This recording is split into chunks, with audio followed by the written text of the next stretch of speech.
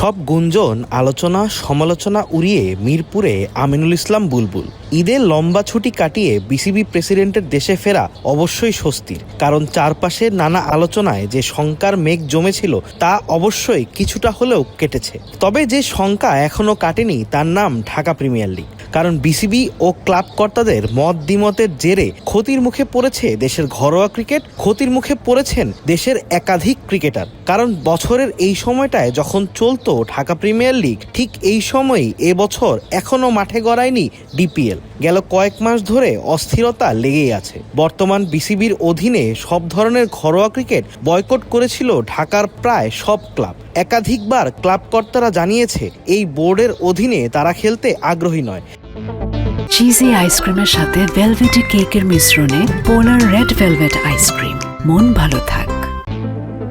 এমন অবস্থায় এতদিন চুপ ছিল ক্রিকেটার্স ওয়েলফেয়ার অ্যাসোসিয়েশন বা কোয়াব। তবে বিসিবি প্রেসিডেন্ট দেশে এসেছেন এবং মিরপুরে আসবেন তা জেনেই রবিবার হোম অফ ক্রিকেটে প্রেসিডেন্ট বরাবর চিঠি দিতে এসেছিলেন শামসুর রহমান শুভ। কোয়াবের কমিটি ইনচার্জ রবিবার দুপুরে বিসিবিতে কোয়াবের পক্ষ থেকে ডিপিএল ইস্যুতে চিঠি জমা দিয়েছেন। শুধু বিসিবি প্রেসিডেন্ট নয়, সিসিডিএম বরাবরও এই চিঠি দিয়েছে কোয়াব।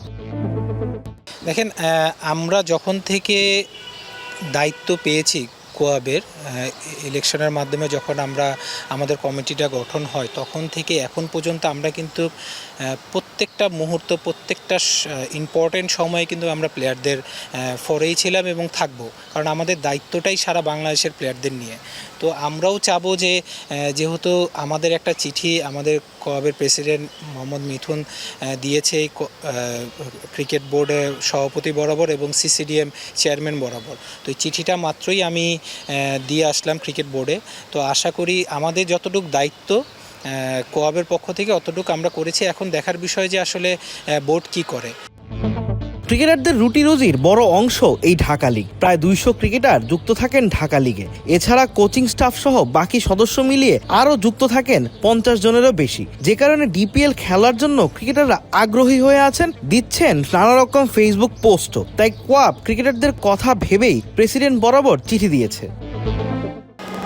লেটারটার মধ্যে ছিল যে আমরা প্রিমিয়ার লিগটা যত তাড়াতাড়ি সম্ভব, not only premier league, club ক্রিকেটটা যত তাড়াতাড়ি সম্ভব এটা যাতে মাঠে গড়ায়, আর এটা কিভাবে খেলা হবে, কিভাবে খেলাটা চালু করবে, কখন চালু করবে, এই জিনিসটা যাতে আমাদের ক্লিয়ার একটা মেসেজ দেয়। যেহেতু এটা অফিসিয়ালি আমরা কোয়াব থেকে এই চিঠিটা বোর্ড প্রেসিডেন্ট বরাবর এবং সিসিডিএম চেয়ারম্যান বরাবর দিয়েছি, তো এখন আমরা জাস্ট ওয়েট করব যে আসলে ওনারা আমাদের কি ফিডব্যাকটা দেয়।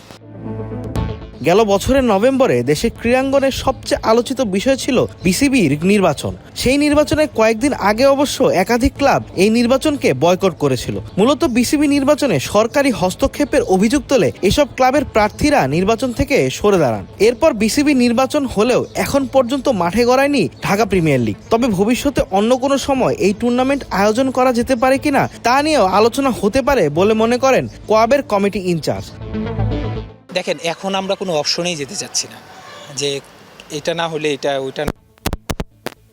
আমরা 50 ওভার্সের একটা মাত্র টুর্নামেন্ট খেলি সারা বছরে, তো আমরা চাই যে 50 ওভার্সে হোক, যেহেতু সামনে কিন্তু আমাদের, তো আপনি টি20 ফরম্যাট খেলে 50 ওভার্সে যায় কিন্তু এই জিনিসটা কখনো করে না।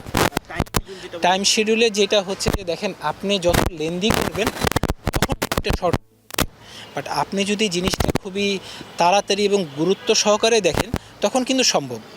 হ্যাঁ, তখন কিন্তু 50 ওভার্সে হওয়া সম্ভব। তো আমি এই কারণেই বললাম যে কোনো অপশনে আমরা চাচ্ছি যে খেলাটা 50 ওভার্সেই হবে এবং লিগটা যাতে খুব তাড়াতাড়ি একটা শিডিউল টাইম ওনারা দিবে এবং প্লেয়ারদের দলবদল হবে, কারণ এই প্লেয়াররাই কিন্তু এই ঘুরে ফিরেই কিন্তু সবাই কিন্তু ন্যাশনাল টিমে আসবে, আবার ক্লাব ক্রিকেট খেলবে, আবার ন্যাশনাল টিমে ঢুকবে। তো সব কিছু একটা সার্কেলের মতন আর কি। ডেফিনেটলি আমরা আশা করি যে ওনারা কোয়াবকে ডাকবেন, বসবেন, কিভাবে কি করা যায়। দেখেন, আমরা কিন্তু সবসময় কিন্তু প্লেয়ারদের ফরে থাকি এবং আমরা কিন্তু যথেষ্ট পরিমাণে মিটিং করেছি, দরকার হলে আরও করব, আরও কি করতে হবে এই লিগ চালানোর জন্য আমরা সব করতে প্রস্তুত। ডিপিএল শেষ পর্যন্ত মাঠে না গড়ালে সবচেয়ে বেশি বিপদে পড়বেন জাতীয় দলের বাইরে থাকা ক্রিকেটাররা, কারণ তাদের আয়ের প্রধান উৎসই হলো ঘরোয়া লিগ। এমন অবস্থায় যদি সত্যি ডিপিএল মাঠে না গড়ায় তাহলে অবশ্যই ক্ষতির মুখে পড়বে দেশের ক্রিকেট ও ক্রিকেটাররা। আর ক্রিকেটার ও দেশের ক্রিকেটকে এই ক্ষতি থেকে বাঁচাতেই কোয়াব বিসিবি বরাবর রবিবার চিঠি দিয়েছে। আবিদ মোহাম্মদ, ক্রিক ফ্রেন্জি,